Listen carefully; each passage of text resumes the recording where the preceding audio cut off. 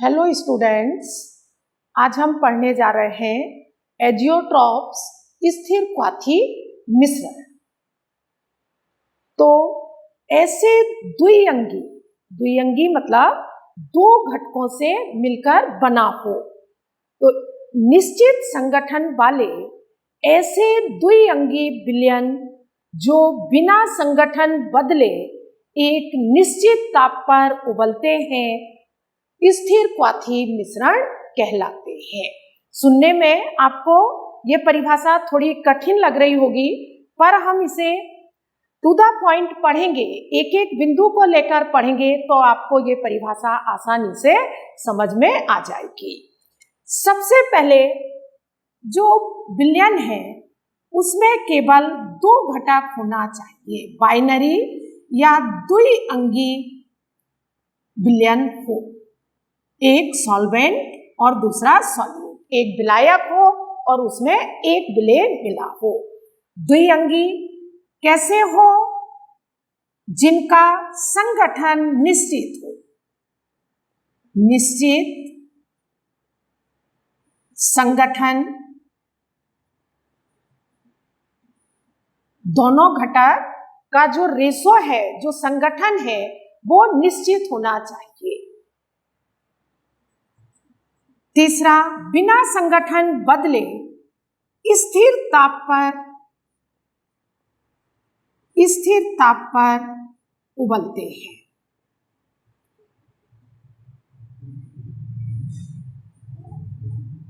और चौथा जो महत्वपूर्ण पॉइंट है स्थिर क्वाथी मिश्रण के लिए, प्रभाजी आसवन द्वारा घटकों को अलग नहीं किया जा सकता। प्रभाजी आसवन द्वारा अलग नहीं किया जा सकता।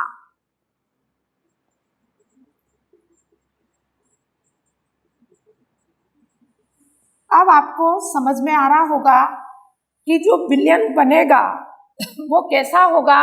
द्विअंगी होगा, उसमें दो घटक होंगे, संगठन निश्चित होगा, दोनों का जो संगठन है, जो रेशो है, वो निश्चित होगा। स्थिर ताप पर उबलेंगे। स्थिर ताप पर उबलेंगे इसका मतलब है कि दोनों घटक का क्वथनांक अलग अलग होने के बाद भी वो एक निश्चित ताप पर बिना संगठन परिवर्तित किए उबलना प्रारंभ करते हैं। और ऐसे दोनों घटकों को हम प्रभाजी आसवन द्वारा अलग नहीं कर सकते। तो अब हम परिभाषा को एक बार फिर से देखते हैं।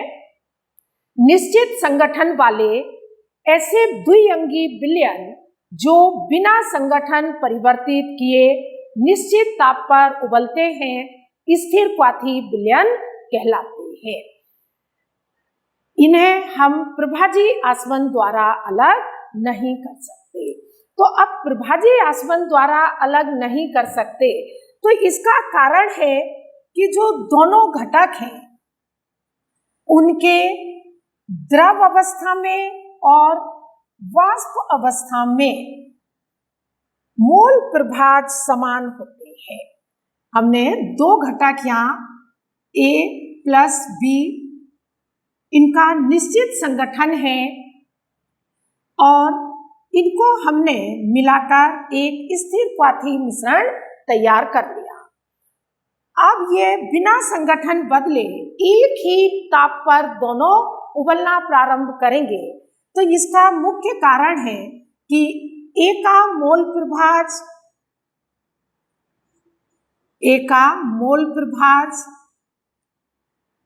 किस अवस्था में? द्रव अवस्था में।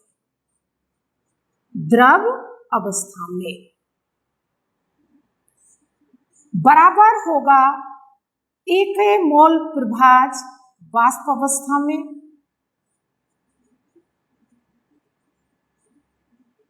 द्रव अवस्था और वाष्प अवस्था में मोल प्रभाज बराबर हो जाते हैं। इसी तरह से B का मोल प्रभाज द्रव अवस्था में ये बराबर हो जाता है B के मोल प्रभाज वाष्प अवस्था में। तो द्रव और वाष्प अवस्था में मोल प्रभाज बराबर होने के कारण हम इन्हें प्रभाजी आसवन द्वारा अलग नहीं कर सकते। स्थिर क्वाथी मिश्रण दो प्रकार के होते हैं। एक निम्न स्थिर क्वाथी मिश्रण कितने प्रकार के होते हैं? दो प्रकार के। एक को हम कहते हैं निम्न क्वाथी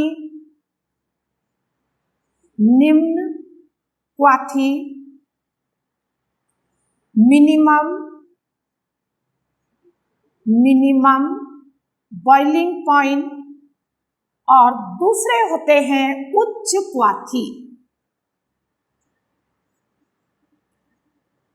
क्वाथी मैक्सिमम बॉइलिंग पॉइंट। अब ये दोनों विलयन निम्न क्वाथी और उच्च क्वाथी कैसे बनते हैं? यहाँ एक बात आपको और जानना जरूरी है कि दोनों घटक द्रव रूप में होते हैं, मतलब द्रव विलयन ही कैसे स्थिर क्वाथी मिश्रण बनाते हैं। तो यहाँ पर हम ऐसे दो द्रव लें और उन्हें एक निश्चित संगठन या निश्चित कंपोजिशन में उनको हम मिलाएं तो उनके क्वथनांक दोनों घटक के क्वथनांक से कम हो जाते हैं। दो द्रव मिलाने पर जो विलयन का क्वथनांक है वो दोनों घटक के क्वथनांक से कम हो जाता है, उसे हम कहते हैं निम्न क्वाथी मिश्रण या निम्न क्वाथी एजियोट्रॉप्स। इसे हम ग्राफ द्वारा समझ सकते हैं। यहाँ हम एक उदाहरण लेते हैं, C2H5OH 95% और इसमें हमने मिलाया H2O 5%, अप्रोक्सीमेट 95% इथाइल अल्कोहल और 5% H2O को मिलाने पर निम्न स्थिर क्वाथी विलयन तैयार होता है। कई बार ऐसा लिखा होता है कि इथाइल अल्कोहल का 95% एक्वस सॉल्यूशन, तो जब 95% इथाइल अल्कोहल है तो 5% उसमें H2O होगा। अब हम यहाँ ग्राफ बनाते हैं, किसके बीच में? मोल प्रभाज और वाष्प दाब, वेपर प्रेशर और मोल प्रभाज के बीच में। इस बिंदु पर हम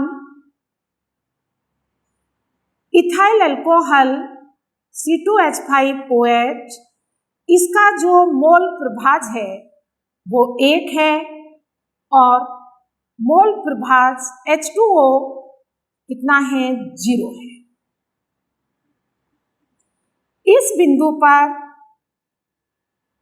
H2O का मोल प्रभाज 1 और इथाइल अल्कोहल का मोल प्रभाज 0 है।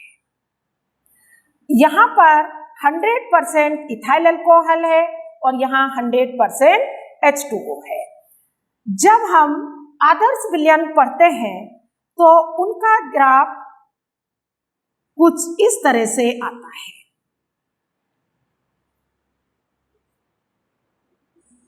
ये इस तरह से आएगा, किसका? आदर्श विलयन का। अब हम इस इथाइल अल्कोहल में थोड़ी थोड़ी मात्रा H2O की मिलाते हैं। तो जब हम H2O की मात्रा मिलाएंगे तो यहाँ पर जो मोल प्रभाज H2O का बढ़ाने पर ग्राफ इस तरह से आता है। अब हम यहाँ पर देखते हैं कि किस बिंदु पर उच्चतम शिखर प्राप्त हो रहा है। तो इस बिंदु पर हमें क्या हो रहा है? उच्चतम जो बिंदु है वो प्राप्त हो रहा है और इसी बिंदु पर एजियोट्रोपिक मिक्सचर या स्थिर क्वाथी मिश्रण बन जाता है। तो इस बिंदु पर हमने कितना, लगभग 5% पानी या H2O मिला दिया।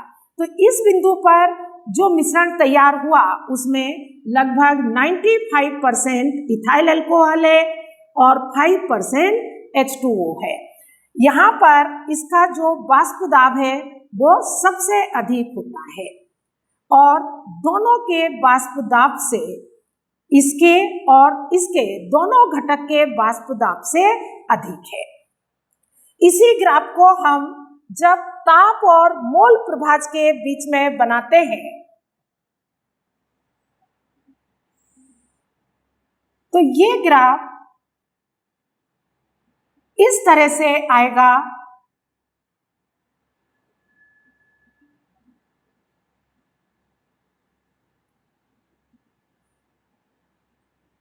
जिस बिंदु पर वाष्प दाब अधिक है, इधर हमने ताप लिया है, जिस बिंदु पर वाष्प दाब सबसे अधिक होता है उस बिंदु पर क्वथनांक सबसे कम होता है। यहाँ इथाइल अल्कोहल का क्वथनांक होता है, इसे हम थोड़ा और नीचे से लेते हैं। इथाइल अल्कोहल का क्वथनांक C2H5OH, इसका क्वथनांक होता है 78.3 डिग्री सेल्सियस जो इस बिंदु पर है, और H2O का क्वथनांक होता है 100 डिग्री सेल्सियस जो इस बिंदु पर है। यहाँ हमने इथाइल अल्कोहल का मोल प्रभास कितना लिया था, 1 XH2O, और यहाँ पर हमने H2O का मोल प्रभास 1 लिया था। तो H2O का क्वथनांक कितना है, 100 डिग्री सेल्सियस, और इथाइल अल्कोहल का क्वथनांक है 78.3 डिग्री सेल्सियस। जब एजियोट्रोपिक मिक्सचर बना तो उसका क्वथनांक इस बिंदु पर 78.1 डिग्री सेल्सियस हो जाता है। कितना हो जाता है, 78.1 डिग्री सेल्सियस। तो अब हम यहाँ ध्यान से देखें कि इथाइल अल्कोहल जब अलग है तो कितना है, उसका क्वथनांक 78.3 डिग्री सेल्सियस। H2O का क्वथनांक सबको मालूम है 100 डिग्री सेल्सियस। जब हमने इसको एक निश्चित संगठन में मिला दिया और एजियोट्रोपिक मिक्सचर बन गया तो उसका क्वथनांक दोनों घटकों के क्वथनांक से कम हो जाता है और वो कितने ताप पर उबलता है, 78.1 डिग्री सेल्सियस पर। तो इस तरह से इथाइल अल्कोहल 95% और H2O 5% निम्न स्थिर क्वाथी विलयन बनाते हैं। तो इनका क्वथनांक दोनों घटकों के क्वथनांक से कम हो जाता है। अब हम देखते हैं उच्च स्थिर क्वाथी विलयन। तो उच्च स्थिर क्वाथी विलयन में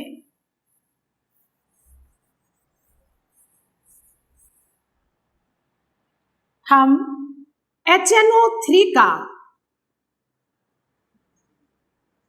68% एक्वस विलयन लेते हैं। कितना, 68%।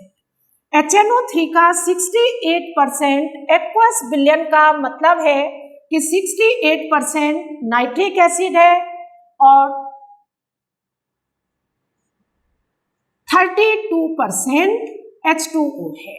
जब हम इसको इस संगठन में मिलाते हैं तो उच्च क्वाथी मिश्रण बनता है और इसे भी हम ग्राफ की सहायता से समझें तो सबसे पहले हम ग्राफ बनाते हैं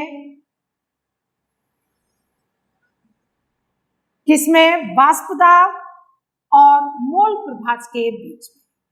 इस बिंदु पर हम किसका, HNO3 का मोल प्रभाज लेंगे जो 1 है और H2O का मोल प्रभाग 0 है। इस बिंदु पर H2O का मोल प्रभाग 1 है और HNO3 का मोल प्रभाग 0 है। अगर हम आदर्श विलयन के लिए ग्राफ बनाएं तो वो ग्राफ इस तरह से आता है। अब ये तो कैसे हैं, अनादर्श विलयन है।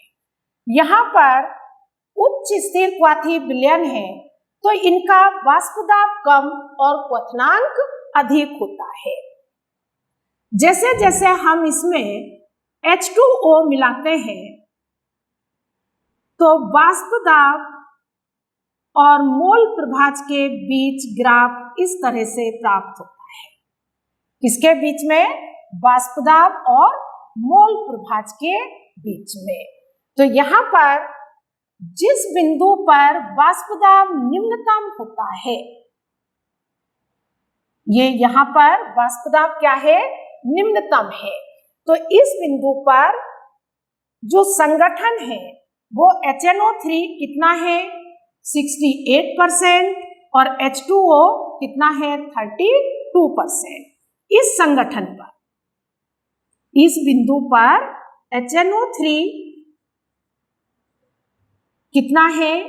68% और H2O 32% है। अब हम इसी ग्राफ को ताप और मोल प्रभाज के बीच में बनाएंगे। तो जब इसी ग्राफ को किसमें बनाएंगे? ताप और मोल प्रभाज के बीच में। यहाँ हम टेम्परेचर लेंगे और यहाँ हम मोल प्रभाज लेंगे। अब जितना वाष्पदाब कम है क्वथनांक उतना ही क्या होगा? अधिक होगा। तो ये जो क्वथनांक है ये इस तरह से ग्राफ दर्शाएगा।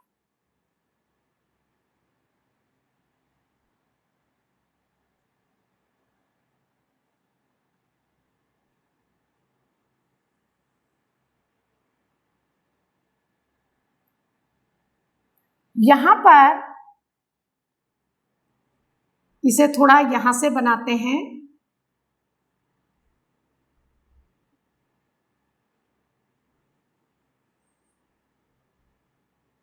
ये इस तरह से ग्राफ आएगा। अब HNO3 का क्वथनांक है 86 डिग्री सेल्सियस। HNO3 कितने पर बॉयल होगा? 86 डिग्री सेल्सियस पर। और H2O सबको मालूम है 100 डिग्री सेल्सियस पर बॉयल होता है। ये कितने पर? 86 डिग्री सेल्सियस पर। और H2O कितने पर?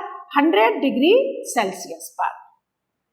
अब इस बिंदु पर क्या हो रहा है? एजियोट्रॉपिक मिक्सचर बॉयल हो रहा है जो 86 और 100 दोनों से अधिक है और ये होता है 120 डिग्री सेल्सियस। कितना? 120 डिग्री सेल्सियस।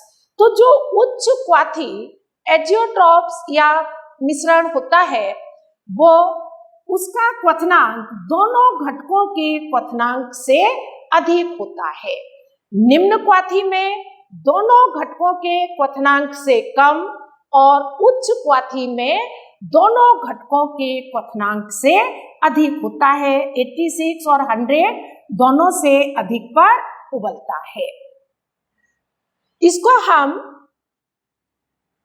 अगर अलग अलग लिखकर देखें तो आसानी से समझ में आएगा। यहाँ ये निश्चित संगठन वाला निम्न क्वाथी ethyl alcohol 95%, H2O 5%। Ethyl alcohol का C2H5OH इसका जो बॉइलिंग पॉइंट है, boiling point of ethyl alcohol ये है 78.3 degree Celsius. Boiling point of H2O यह है 100 डिग्री सेल्सियस। और boiling point of mixture, boiling point of solution, विलयन का क्वथनांक कितना है? 78.1 डिग्री सेल्सियस, जो दोनों घटकों के क्वथनांक से कम है। यहाँ पर उच्च क्वाथी में बॉइलिंग पॉइंट ऑफ HNO3 यह है 86 degree Celsius. Boiling point of H2O यह है 100 डिग्री सेल्सियस। और बॉइलिंग पॉइंट ऑफ सॉल्यूशन ये होता है 120 डिग्री सेल्सियस।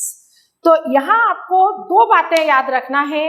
जो निम्न क्वाथी मिश्रण होते हैं उनका वाष्प दाब अधिक और क्वथनांक कम होता है, और उच्च क्वाथी में वाष्प दाब कम और क्वथनांक अधिक होता है। तो इस तरह से आप एजियोट्रॉपिक मिक्सचर को समझ सकते हैं। Thank you for watching the video.